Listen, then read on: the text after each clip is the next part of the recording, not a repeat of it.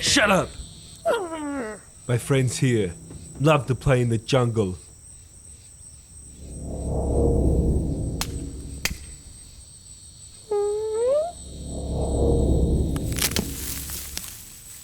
Hey, kitty, kitty.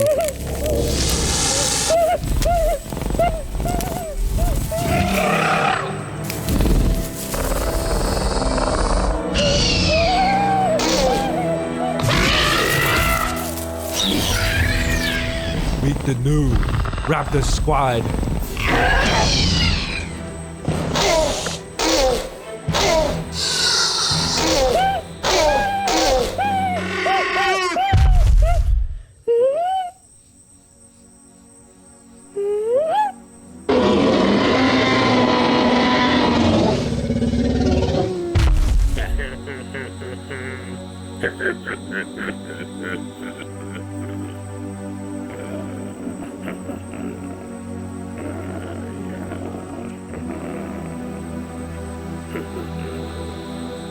You one ugly motherfucker.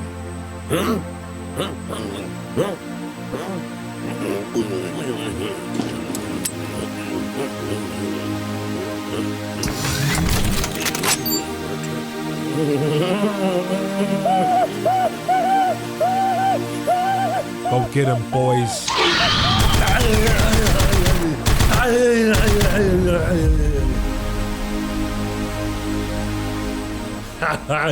This is gonna be fun.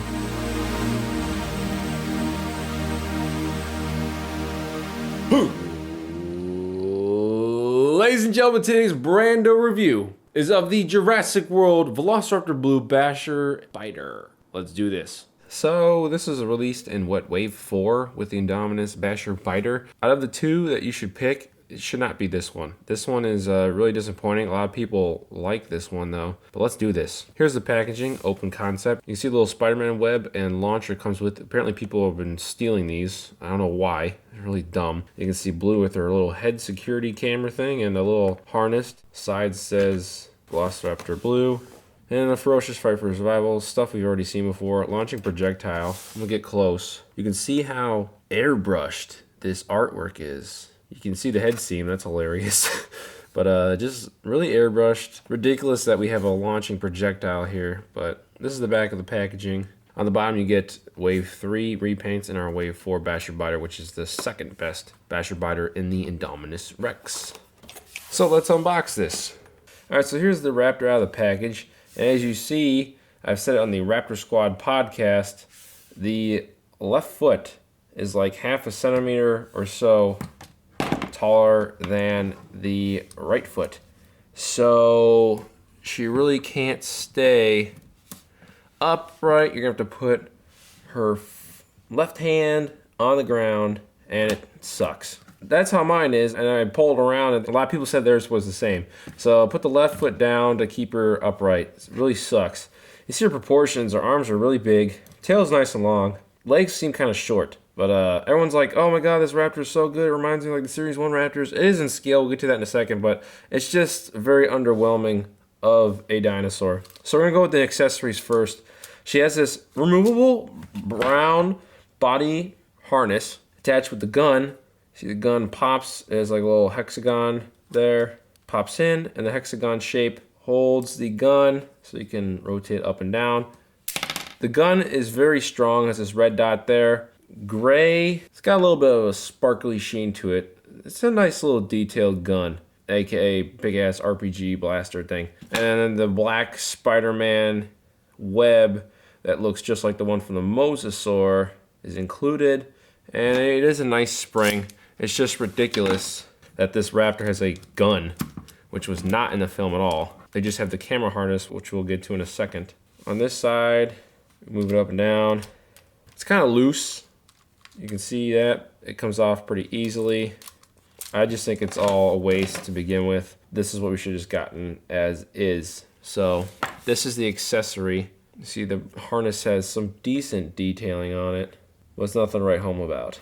Here's the Raptor herself. So the first thing you see is this head harness. It's a little camera with a red dot. I could have gone without the red dot. It got the two little red buttons on top.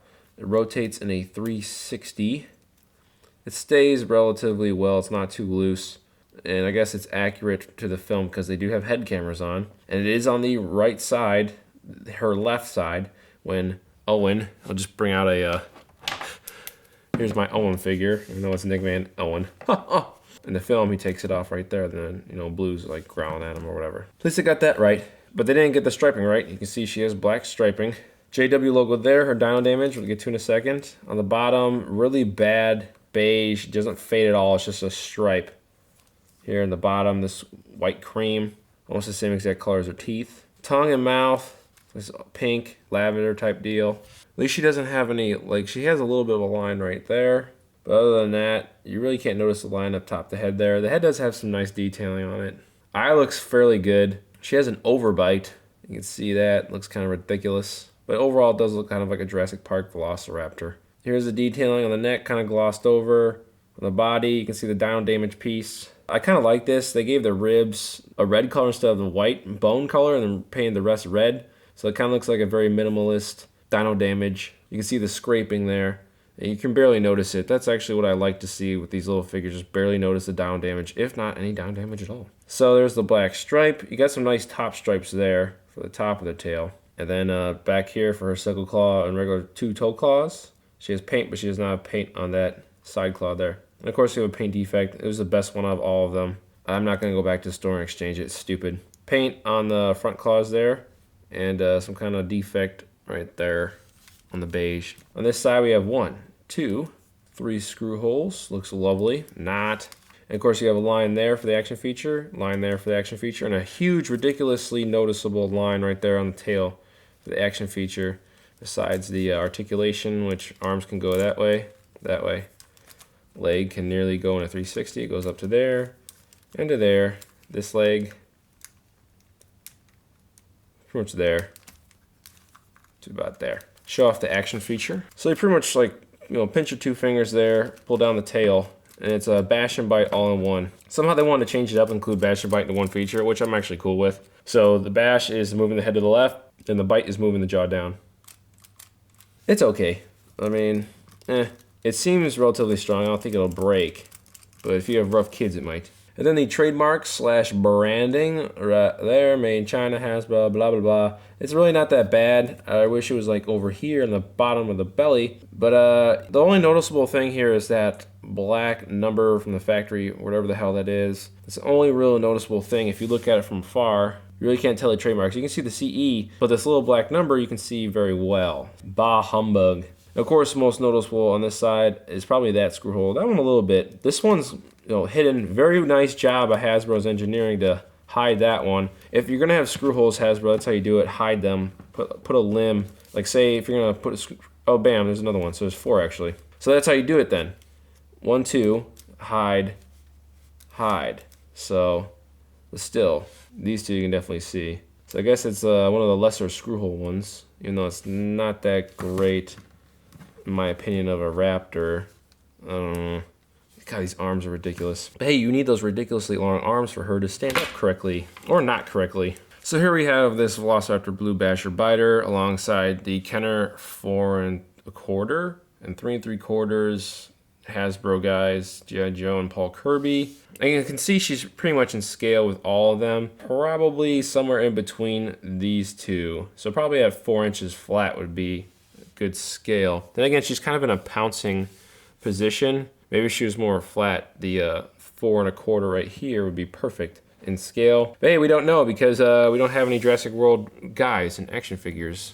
So here's Blue Basher and Blue Growler. This one is list priced at $10 and this one's list priced at $15. For $5 more, get this one without a doubt. It might not be in scale with the 3 3/4. It might be just a little bit too big for the 4 1/4.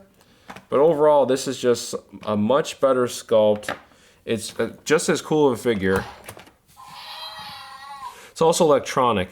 For $5 more, this one is hands down way better. The only positive this one has is the camera piece. To be honest with you, the camera piece isn't that great. And the size for this guy is okay, but if it's between one of the two, spend your $5 more and get the Growler. The Growler stuff is hands down the best assembly of the whole line. So get just look at the tail. There's a complete difference between the detailing here compared to the Basher Biter. It's like no contest which one looks more realistic. It's the Growler. And there you go, there's the official sizing comparison. All right, so here's the Pack Raptor JP3. You can see she doesn't want to stand. And here's the Basher Biter, who doesn't want to stand either.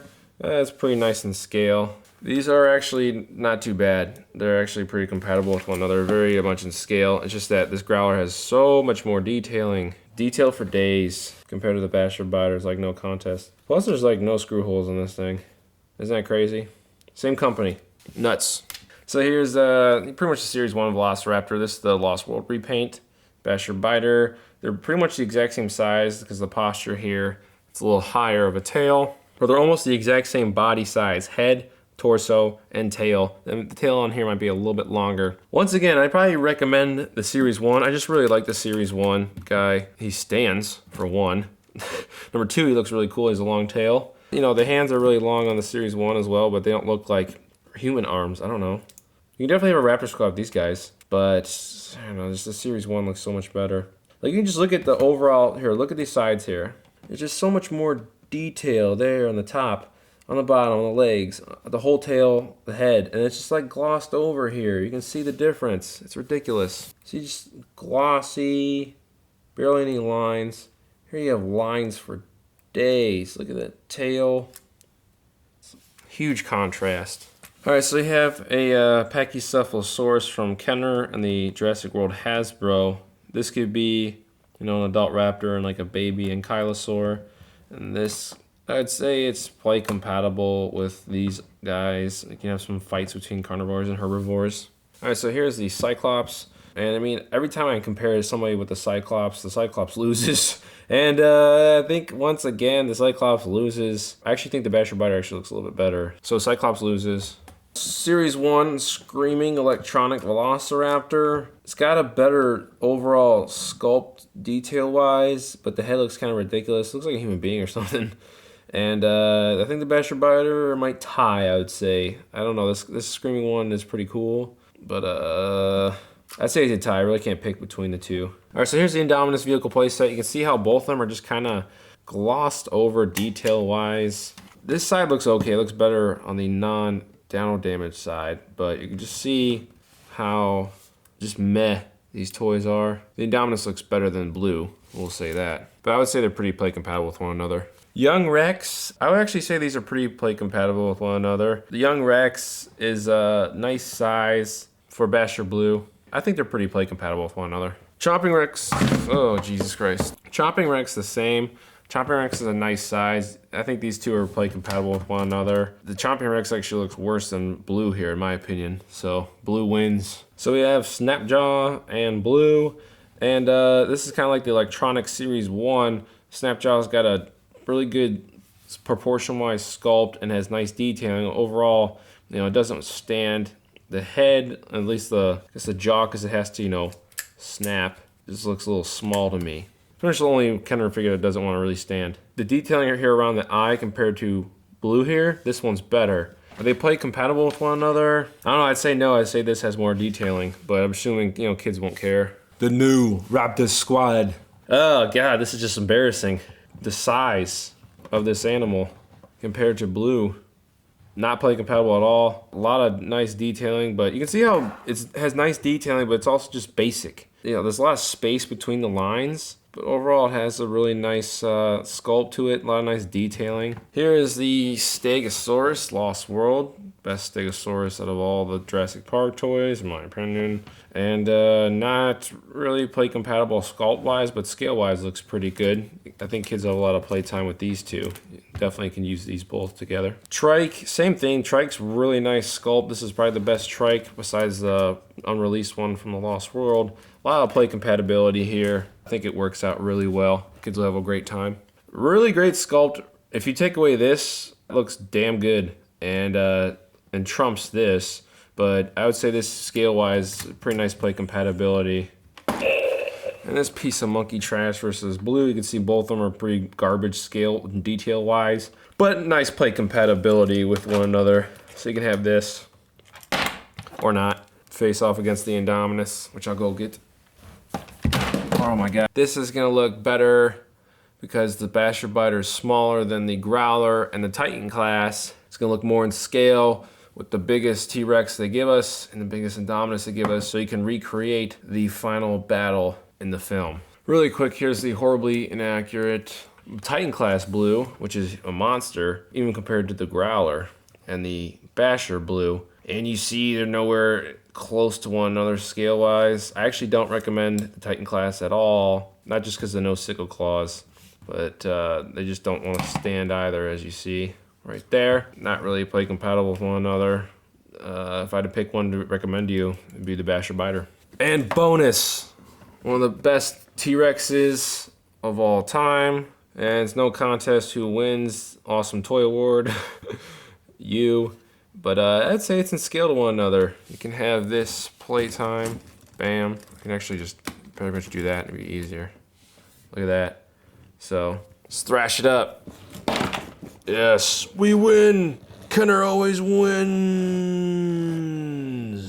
So Basher Biter Blue, we're gonna give it out of 10. My original thought was a 5. I feel like a 5.5 or a 6 is better, but I'm still probably gonna stick with a 5. It doesn't get a loved it seal of approval, doesn't get the wasted seal of disapproval. It's just an okay figure. Screw holes, paint job is not accurate, overbite, an ability to take off this permanent camera mount, even though the camera mount's awesome. Really stupid accessories that I won't be using at all.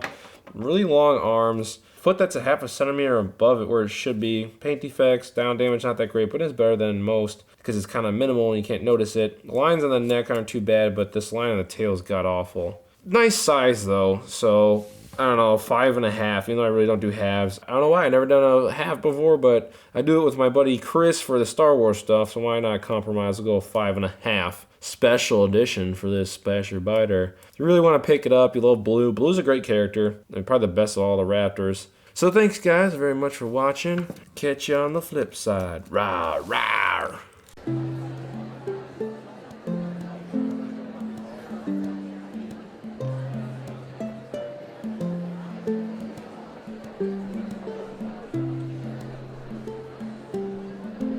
Everyone's had it, Jesse. This is Jesse, everybody. Yeah, woo! Fuck you, Jesse.